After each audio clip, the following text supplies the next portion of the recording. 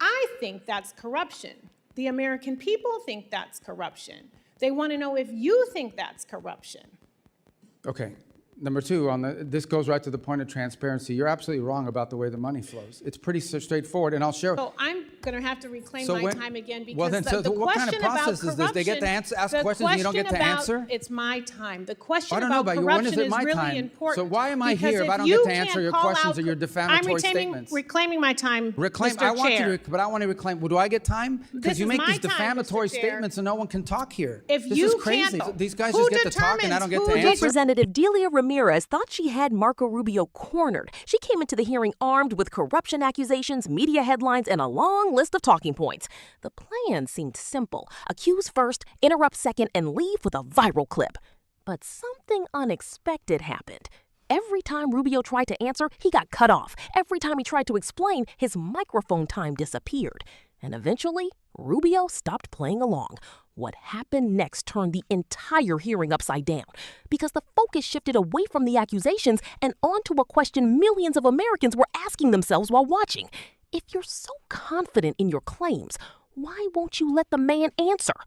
By the end of the exchange, Rubio wasn't the one on defense anymore. Let's get into it. Secretary Rubio, Representative Kamlager-Dove. So, Mr. Secretary, 5 months ago, you essentially became the new overlord of Venezuela, taking control of the country's oil revenues and giving foreign companies access to its oil and minerals. But you have provided no real transparency about where the money is going and who is benefiting from this arrangement. I want to now talk a little bit about Mauricio Claver-Carrón. So, Mr. Secretary, you've known Mr. Claver-Carrón for many years, correct? I don't know how many years, but sure. Okay. We know that he was special envoy to Latin America. He's also a former lobbyist who supported your presidential campaign, I think in 2016. And now he runs a private equity firm that is seeking $1 billion in investments in Latin America. Apparently, he is seen as your right-hand man on Venezuela. But he's not a federal employee, and he's not bound by rules about financial disclosures or conflict of interest. According to the Washington Post, he acts like a kingmaker in Venezuela, helping to determine which private companies get contracts and access. And that's concerning because in January, you gave confidential licenses for Venezuelan oil to a company that had been charged with bribery by the Department of Justice and employs a trader who gave $6 million to Trump's campaign.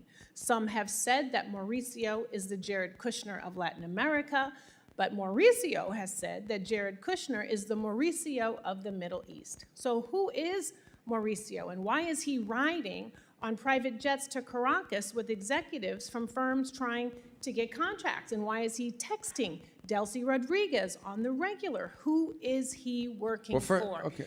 I'm gonna allow you to respond.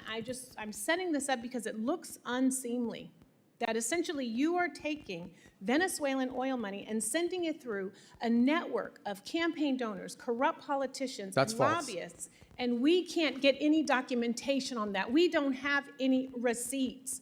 So the question is anyone from the administration, directly or indirectly, benefiting from the contracts being doled out in Venezuela? Is this where I get to answer? Yes. Okay, perfect. Number one is the number of people. Mauricio is one of many people that are involved in what's happening in Venezuela. There's not a day that goes by that we don't have someone who's interested in what's happening in Venezuela for a variety of reasons. Nor is he the only person in the United States that directly contacts Delcy Rodriguez and others. There is a stampede of people that want to be involved in Venezuela. Mauricio is one of many, but by the way, not involved in Venezuela. I am not knowledgeable or know of any financial links he has to anybody in Venezuela. So I'm going to reclaim my time, Mr. Secretary, but I'm glad that you said that. Because you have said these things, you have shared these talking points before. They're not talking points, they're the truth. But it is hard to take your word for it when this is the most corrupt administration in American history. Well, that's we're your talking opinion. pardons for sale, we're talking about no-bid contracts to those on Trump's family and friends plan, we're talking about a $1.8 billion slush fund. And I think that's corruption. The American people think that's corruption. They want to know if you think that's corruption. Okay. Number two, this goes right to the point of transparency. You're absolutely wrong about the way the money flows. It's pretty straightforward, and I'll share. So I'm going to have to reclaim my time again because the what kind of question about process is this? They get to ask questions and you don't get to answer? It's my time. The question I don't know about about you. When is corruption it is my really time? important. So why am I because here if I don't you get to answer your can't call questions out or your defamatory statements? I'm reclaiming my time, Mr. I want Chair. you to, but I want to reclaim. Well, do I get time? Because you is make my these time, defamatory Mr. Chair. statements and no one can talk here. If This you is crazy. can't call out corruption in this country, then how can you call it out in another Well, I can't say country? anything 'cause you won't let me That is the speak. question. It is about credibility and your credibility. And your credibility meter is on empty right now. This See, oil. these guys who just get to talk and I don't get to answer? Who determines the barrels of oil that get sold? How But you many won't of let them? me At answer your what question. price I have an does it answer get for your sold? question. Where is it going? Oh, I get it. will They let have to you. use their time for me to answer The your onus question. is on you to prove joke. that there is no corruption happening. Well, how do I That is prove it if your you don't let me talk? responsibility as the Secretary of State. And you know what? Normally we would have access to that data. That's the You do. transparency. You just don't know where to But you're look. not showing us any receipt. Well, then show us. But Do you you won't. commit? Do you commit to coming back here with whoever the person is who is monitoring the sales of the oil? Bring them before this committee. Can I Show reclaim the my receipts. time? Have the documentation. You don't have this time yet. I am talking about your credibility and evidence, not your talking points, because talking points are never a replacement for transparency I agree, and but that's what you're documentation. saying. You're saying talking And points we without have an not- answer. We are 5 months into this and no audits. Zero visibility into the 100% contracts that are false. awarded. 100% Zero false. Unfortunately, transparency about where the Representative money time has is expired. going. Representative Salazar is recognized. Yes. And giving contracts with no transparency Can I is borrow your exactly time the to reason why answer? you shut down USAID. So practice what you preach. I've yielded my Oh, time. she gets to scream now too? Scream Chairman, and can we shout. take down her words? I'll give you some time. I'll give Yeah. you some of my time. Let me just Okay. just Oh change God, what the kind of thing energy. is this? What is this? You get asked questions for 5 minutes and you don't get time to answer. It's not a hearing. I think you said clown Like show a dunk before. tank. I What don't, is I don't this? have to tell you. I don't. I'll I've give even you used ti- their time. How can I answer the question? They don't even give me time. I've had to use their time to answer your questions. Yes.